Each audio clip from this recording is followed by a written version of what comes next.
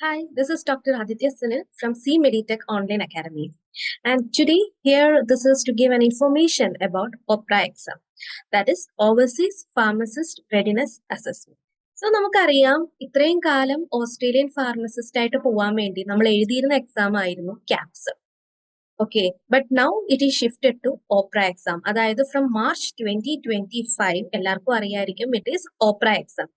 So ഈ OPRA എക്സാമിൽ the കാൻഡിഡേറ്റിന്റെ full knowledge and understanding in biomedical science, pharmaceutical and clinical service, അതായത് full pharmacy therapeutics ഒക്കെയാണ് ഏറ്റവും കൂടുതൽ നമ്മൾ അതിൽ നോക്കുന്നത്. എത്രത്തോളം ഒരു കാൻഡിഡേറ്റിന് അതിന്റെ നോളേജ് ഉണ്ടെന്നാണ് നമ്മൾ ഏറ്റവും കൂടുതൽ അസസ് ചെയ്യുന്നത് in opera exam. So Australian pharmacist ആയി പോവാൻ 2025 മുതൽ വേണ്ട എക്സാം ആണ് ഓപ്ര. ഓക്കെ, സോ ഈ ഓപ്ര എക്സാം എന്ന് പറഞ്ഞാൽ ഇതൊരു 2.5 അവേഴ്സിലുള്ള ഒരു എക്സാം ആണ്. അതായത് ഒരു പേപ്പറിൽ 120 ക്വസ്റ്റ്യൻ ആയിരിക്കും. 2.5 അവേഴ്സ് ആണുള്ളത്. പിന്നെ അതിന്റെ കോസ്റ്റ് വരുന്നത് അറൌണ്ട് $2190 ആണ്. അതായത് ഓൾമോസ്റ്റ് INR-ക്ക് നമ്മൾ കൺവേർട്ട് ചെയ്തെടുത്തു കഴിഞ്ഞാൽ ഓൾമോസ്റ്റ് 1,85,000 rupees ആണ് ഓൾമോസ്റ്റ് INR-ക്ക് കൺവേർട്ട് ചെയ്താൽ വരുന്നത് ദി എക്സാം ഫീസ്. സോ നമ്മൾ ഓപ്രയുടെ എലിജിബിലിറ്റി എന്താന്ന് വെച്ചാൽ ഫസ്റ്റ് നമ്മൾ സ്കിൽ അസസ്മെന്റ് എന്ന് പറയും. ഈ സ്കിൽ അസസ്മെന്റ് എന്ന് പറഞ്ഞാൽ നമ്മുടെ ഡോക്യുമെന്റ് വെരിഫിക്കേഷനാണ്. അതായത് നമ്മുടെ ഐഡന്റിറ്റി കാർഡ്, നമ്മുടെ ഡിഗ്രി സർട്ടിഫിക്കറ്റ്സ്, നമ്മുടെ പാസ്പോർട്ട്, അതിന്റെ എല്ലാം ഡോക്യുമെന്റ് വെരിഫിക്കേഷൻ, അതായത് നമ്മുടെ ബർത്ത് സർട്ടിഫിക്കറ്റ്, അങ്ങനെ നമ്മുടെ ബേസിക് ആയിട്ടുള്ള എല്ലാ ഡോക്യുമെന്റ് വെരിഫിക്കേഷനെയാണ് നമ്മൾ സ്കിൽ അസസ്മെന്റ് എന്ന് പറയുന്നത്. ഈ സ്കിൽ അസസ്മെന്റ് കഴിഞ്ഞു കഴിഞ്ഞാൽ നമുക്ക് ഒരു അസസ്മെന്റ്, അതായത് നമുക്ക് എലിജിബിലിറ്റി ലെറ്റർ കിട്ടും. That we are eligible to write ഓപ്ര എന്ന് പറഞ്ഞിട്ട് ഒരു എലിജിബിലിറ്റി ലെറ്റർ കിട്ടും.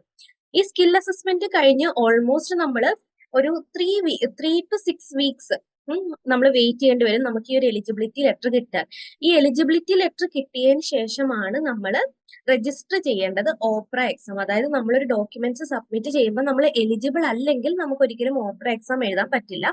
പക്ഷെ ഒരു ബിഫാം, ഒരു ഫാം ഡി ഗ്രാജുവേറ്റ്, ബിഫാം പറ്റില്ല, B Pharm or Pharm D graduate will be eligible. എല്ലാ B Pharm and Pharm D graduate eligible ആയിരിക്കണം. അവരുടെ കയ്യിൽ നമ്മുടെ ബർത്ത് സർട്ടിഫിക്കറ്റ് വേണം, നമ്മുടെ ഡിഗ്രി സർട്ടിഫിക്കറ്റ് വേണം, കേരള ആയതുകൊണ്ട് KSPC രജിസ്ട്രേഷൻ വേണം, പാസ്പോർട്ട് വേണം, നമ്മുടെ ബേസിക് ഐഡന്റിഫിക്കേഷൻ ഡോക്യുമെന്റ്സ്, നമ്മുടെ ഫോട്ടോഗ്രാഫ്സ്, ഇങ്ങനത്തെ ബേസിക് ഡോക്യുമെന്റ്സ് ആണ് നമ്മൾ അപ്ലോഡ് ചെയ്യേണ്ടത്. അതിനുശേഷം നമുക്ക് എലിജിബിലിറ്റി ആയി കഴിഞ്ഞാൽ നമുക്ക് ഓപ്പറയ്ക്ക് വേണ്ടി രജിസ്റ്റർ ചെയ്യാം. അതിനുശേഷം എക്സാം ആവും. എക്സാം പാസ് ആയി കഴിഞ്ഞാൽ നമുക്കൊരു സ്കിൽ അസസ്മെന്റ് ലെറ്റർ കിട്ടും. സ്കിൽ അസസ്മെന്റ് ലെറ്റർ പറഞ്ഞാൽ നമ്മൾ ഈ ഓപ്ര എക്സാം പാസ് ആയിട്ടുണ്ട്, ഫുള്ളി നമ്മൾ ഓസ്ട്രേലിയൻ ഫാർമസിക്ക്, അതായത് ഓസ്ട്രേലിയ പ്ലേസിലേക്ക് പോയിട്ട് നമുക്ക് വർക്ക് ചെയ്യാൻ പറ്റുന്ന ഒരു എലിജിബിലിറ്റി നമുക്ക് ആയി എന്ന് പറയുന്ന ഒരു ലെറ്റർ ആണ് നമുക്ക് ആഫ്റ്റർ ഓപ്ര നമ്മൾ പാസ് ആയി കഴിഞ്ഞാൽ നമുക്ക് സ്കിൽ അസസ്മെന്റ് ലെറ്റർ ആയിട്ട് കിട്ടുന്നത്.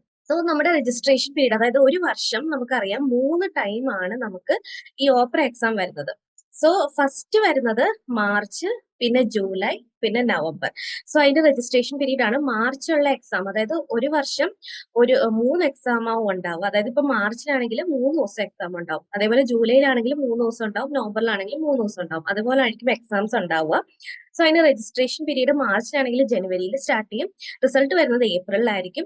അതേപോലെ ജൂലൈയിലെ എക്സാം ആണെങ്കിൽ ഏപ്രിൽ ടു ജൂണിലായിരിക്കും രജിസ്ട്രേഷൻ പീരീഡ്, റിസൾട്ട് വരുന്നത് ഓഗസ്റ്റ് ആയിരിക്കും. അതേപോലെ നവംബർ 2025 എക്സാം ആണെങ്കിൽ ഓഗസ്റ്റ് ഒക്ടോബർ ആണ് രജിസ്ട്രേഷൻ പീരീഡ്, ഡിസംബറിൽ റിസൾട്ട് വരും. സോ എക്സാം സ്ട്രക്ചർ എന്താണെന്ന് വെച്ചാൽ ഈ ഓപ്ര എന്ന് പറയുന്നത് നമ്മൾ ക്യാപ്സുമായിട്ടുള്ള മെയിൻ ഡിഫറൻസിയേഷൻ എന്ന് പറയുന്നത്, ക്യാപ്സ് എന്ന് പറഞ്ഞാൽ 2 സെറ്റ് ഓഫ് പേപ്പേഴ്സ് ആണ് നമുക്ക് വരിക. ഓക്കെ, 2 പേപ്പേഴ്സ് ആണ്. അതിൽ ഫസ്റ്റ് പേപ്പറിൽ പേപ്പർ 1 ആൻഡ് പേപ്പർ 2 അങ്ങനെയാണ് ക്യാപ്സിൽ വരിക. സോ പേപ്പർ 1-ൽ നമുക്ക് മോസ്റ്റ്ലി ഫാർമക്കോളജി, അതേപോലെ കെമിസ്ട്രി ഫോക്കസ് ചെയ്യും. അതേപോലെ പേപ്പർ 2-ൽ ഫാർമസ്യൂട്ടിക്സ് ആൻഡ് തെറാപ്യൂട്ടിക്സ്, ഇങ്ങനെയായിരുന്നു നമുക്ക് ഫോക്കസ് ഏരിയ വരിക. പക്ഷേ ഓപ്രയിലാവുമ്പം ടോട്ടൽ 1 പേപ്പർ ആണ് വരിക. അതിൽ 120 ക്വസ്റ്റ്യൻസ് ആണ്.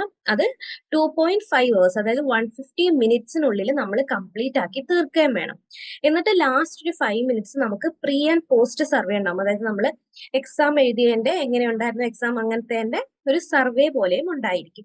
ഇങ്ങനെയാണ് ഒരു എക്സാം സ്ട്രക്ചർ വരുന്നത്. സോ നമ്മുടെ മെയിൻ കണ്ടന്റ് ഏരിയ എന്ന് പറയുന്നത് first biomedical science 20%, medicinal chemistry and biopharmaceutics 10%, pharmacokinetics and pharmacodynamics 10%, pharmacology and toxicology 15%, and therapeutics and patient care 45%. നമ്മുടെ മെയിൻ ഫോക്കസ്, അതായത് നമ്മുടെ ഓപ്ര എക്സാമിന്റെ മെയിൻ ഫോക്കസ് ഫുൾ ആയിട്ട് വരുന്ന തെറാപ്യൂട്ടിക്സ് ആണ്. Almost 45% of the paper contains therapeutics and its application level questions. So, ഈ biomedical സയൻസിൽ ഏറ്റവും കൂടുതൽ വരുന്ന അതായത് നമുക്കറിയാം CNS, ഡൈജസ്റ്റീവ്, കാർഡിയോവാസ്കുലർ അങ്ങനെ ഫിസിയോളജിക്കൽ പ്രോസസ് നമ്മുടെ ബോഡി ഫംഗ്ഷൻ ഫിസിയോളജിക്കൽ പ്രോസസ് എന്ന് പറഞ്ഞ ടോപ്പിക്സ് വരും, പാത്തോഫിസിയോളജി വരും, മെഡിക്കൽ മൈക്രോബയോളജി, ഇമ്മ്യൂണോളജി, അതേപോലെ തന്നെ fluid and electrolyte disturbance, metabolic acid disorders, blood disorders, അതേപോലെ നമ്മുടെ ഡയഗ്നോസ്റ്റിക് ടെസ്റ്റ്, ലബോറട്ടറി ഇൻവെസ്റ്റിഗേഷൻ, ഇതൊക്കെയാണ് ബയോമെഡിക്കൽ സയൻസിൽ ഇൻക്ലൂഡ് ചെയ്തിരിക്കുന്നത്.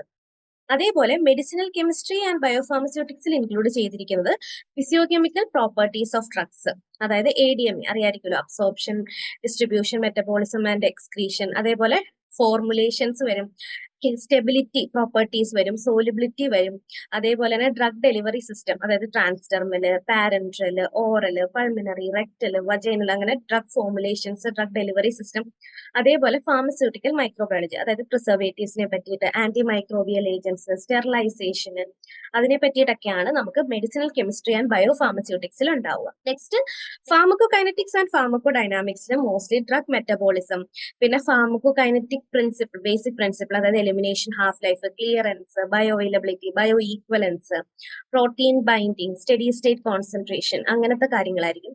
പിന്നെ അതേപോലെ നമുക്ക് ഡ്രഗ് ഓൺസെറ്റ്, ഡ്രഗ് ഡ്യൂറേഷൻ, പിന്നെ ആണെങ്കിൽ ഡ്രഗ് അബ്സോർപ്ഷൻ അല്ലെങ്കിൽ distribution, condition affecting the drug absorption and drug distribution, പിന്നെ നമ്മുടെ plasma concentration time curve, interpretation of pharmacokinetics, പിന്നെ അതേപോലെ adjustment of doses, renal and hepatic dysfunction, loading dose, steady state concentration, and also drug മെറ്റബോളിസത്തിൽ നമുക്ക് mostly biochemical basis of drug action, അതായത് metabolic pathways, drug absorption, disposition, biotransformation, elimination, receptor theory, ഇതൊക്കെയാണ് pharmacokinetics and ഫാർമക്കോഡൈനാമിക്സിൽ include ചെയ്യുക. അതേപോലെ pharmacology and ടോക്സിക്കോളജിയിൽ main ആയിട്ട് involve ചെയ്തിരിക്കുന്നതാണ് adverse drug reactions, drug interaction, അതേപോലെ antidotes, overdose, then pharmacology modulators, അതായത് physiological factors affecting toxicology, പിന്നെ agonist, antagonist, enzyme inhibitors, inducers, substrates, genetic polymorphism, drug receptor interactions, ഇതുപോലത്തെ എല്ലാ കാര്യങ്ങളുമാണ് നമ്മൾ ടോക്സിക്കോളജിയിൽ ഇൻക്ലൂഡ് ചെയ്യാം. നൗ ദ മെയിൻ ആയിട്ടുള്ള ഫാർമക്കോ തെറാപ്യൂട്ടിക്സിൽ ഏറ്റവും കൂടുതൽ ഇൻവോൾവ് ചെയ്തിരിക്കുന്നതാണ് ഒന്ന് പേഷ്യന്റ് അസസിങ് പാരാമീറ്റേഴ്സ്, അതായത് നമ്മുടെ ക്രിയാറ്റിൻ, ക്ലിയറൻസിനെ ഒക്കെ കുറിച്ചിട്ടുള്ള പാരാമീറ്റേഴ്സ്, അതേപോലെ ഡോസ് കാൽക്കുലേഷൻ, പിന്നെ സ്ക്രീനിങ്, അതായത് നമ്മുടെ പ്രൈമറി ഹെൽത്ത് സ്ക്രീനിങ്, ഡയഗ്നോസ്റ്റിക്, പിന്നെ safe and effective use of medication, അതായത് നമുക്ക് ജീറിയാട്രിക്സിലുള്ള ഡോസ് കാൽക്കുലേഷൻ, അല്ലെങ്കിൽ പീഡിയാട്രിക്സിൽ എന്തൊക്കെ ഡോസസ് വരും, ജീറിയാട്രിക്സിൽ എന്തൊക്കെ ഡോസസ് വരും, അതേപോലെ എഫക്റ്റീവ് യൂസ് ഓഫ് മെഡിക്കേഷൻസ്, പിന്നെ misuse, abuse, then health promotion, അതേപോലെ disease prevention, and also about confidentiality, അതായത് ഇൻഫോം, കൺസെന്റ് ഫോം, അങ്ങനത്തെ കുറച്ച് കോൺഫിഡൻഷ്യാലിറ്റി, അതേപോലെ പ്രൊഫഷണലിസം, അങ്ങനെ മെയിൻ കാര്യങ്ങളാണ് നമുക്ക് തെറാപ്യൂട്ടിക്സ് ആൻഡ് പേഷ്യന്റ് കെയർ. നമ്മുടെ ഓപ്പറയിലെ മെയിൻ ടോപ്പിക് ആണ് therapeutics and patient care. Almost നമുക്ക് പറയാം ഒരു 45% of the opera exam consist of this therapeutics and its application based questions. So നമുക്ക് ഏറ്റവും കൂടുതൽ ഒരു ഡൗട്ട് വരുന്നതാണ് ഓപ്പറയുടെ സ്കോറിങ്ങിനെ പറ്റിയിട്ട്, അതായത് എന്ത് ടൈപ്പ് ഓഫ് സ്കോറിങ്. ഇപ്പൊ ക്യാപ്സ് ആണെങ്കിൽ നമുക്ക് ഒരു പേപ്പറിൽ 100 ക്വസ്റ്റ്യൻ, ഓക്കെ, അതിൽ ഒരു ക്വസ്റ്റ്യൻ ശരിയായാൽ നമുക്ക് 1 മാർക്ക് കിട്ടും, ഒന്ന് തെറ്റിക്കഴിഞ്ഞാൽ 0, അതായത് നെഗറ്റീവ് മാർക്കിംഗ് ഒന്നുമില്ല ക്യാപ്സിൽ. പക്ഷെ ഓപ്പറയിൽ മോസ്റ്റ്ലി നമുക്ക് ഓപ്പറയിൽ നമ്മുടെ 3 എബിലിറ്റി വെച്ചിട്ടാണ് നമുക്ക് മോസ്റ്റ്ലി ഒരു ഓപ്പറ നമുക്ക് തയ്യാറെടുക്കാൻ പറ്റുക എന്ന് പറയുക. അതിൽ ഫസ്റ്റ് എബിലിറ്റിയാണ് റിമെമ്പറിങ്, അതായത് നമുക്കൊരു ക്വസ്റ്റ്യൻ കണ്ടു കഴിഞ്ഞാൽ നമുക്കൊരു കോൺസെപ്റ്റ് കറക്റ്റ് ആയിട്ട് റിമെമ്പർ ചെയ്യാൻ പറ്റുന്നുണ്ടോ. അതേപോലെ സെക്കൻഡ് എബിലിറ്റിയാണ് അണ്ടർസ്റ്റാൻഡിങ്, അതായത് നമുക്കൊരു കോൺസെപ്റ്റ് വെറുതെ പഠിച്ചിരിക്കുകയാണോ, or the candidate understands the concept, നമുക്ക് അണ്ടർസ്റ്റാൻഡ് ആയിട്ടുണ്ടോ എന്നുള്ളതാണ്.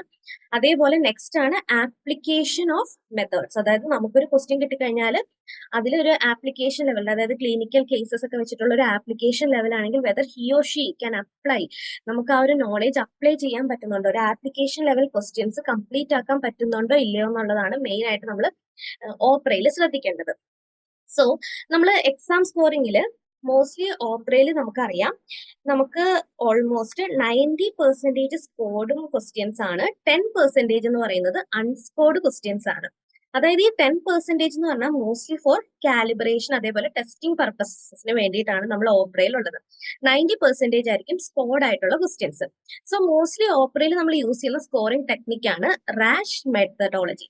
ഈ റാഷ് മെത്തഡോളജി എന്ന് പറഞ്ഞാൽ അതായത് ഒരു ക്വസ്റ്റ്യൻ വന്നു കഴിഞ്ഞാൽ ഒരു ടെസ്റ്റ് പ്ലസ് മോഡൽ മെത്തേഡ് എന്ന് പറയും. അതായത് ഒരു ക്വസ്റ്റ്യൻ വന്നു കഴിഞ്ഞാൽ ഒരു കാൻഡിഡേറ്റ് അതിനെ എങ്ങനെ അപ്രോച്ച് ചെയ്യുന്നു എന്ന് നോക്കിയിട്ട് മാർക്ക് ഇടുന്നതിന്. അതായത് ഈ ഓപ്പറയിൽ ഓരോ ക്വസ്റ്റ്യനും ഓരോ മാർക്ക് ആവില്ല. ചില ക്വസ്റ്റ്യൻസിന് ഡിഫിക്കൽട്ടി ലെവൽ അനുസരിച്ച് ക്വസ്റ്റ്യൻസിന്റെ മാർക്സ് കൂടും. ചിലതിന് ചിലപ്പം കൂടുതൽ മാർക്ക് ഉണ്ടാവും, ചിലതിന് കുറച്ച് മാർക്കേ ഉണ്ടാവുള്ളൂ. സോ ഡിഫിക്കൽട്ടി ലെവൽ അനുസരിച്ച് ഇപ്പൊ ഒരു ക്വസ്റ്റ്യൻ സോ അതില് ഒരു 10 പേരാണ് ആ ഒരു ക്വസ്റ്റ്യൻ അറ്റംപ്റ്റ് ചെയ്യുന്നതെങ്കിൽ 3 പേര് കറക്റ്റ് ആയിട്ട് എഴുതി, ബാക്കിയുള്ള 7 പേരും തെറ്റായിട്ടാണ് അതിന്റെ ആൻസർ കൊടുത്തിരിക്കുന്നത്.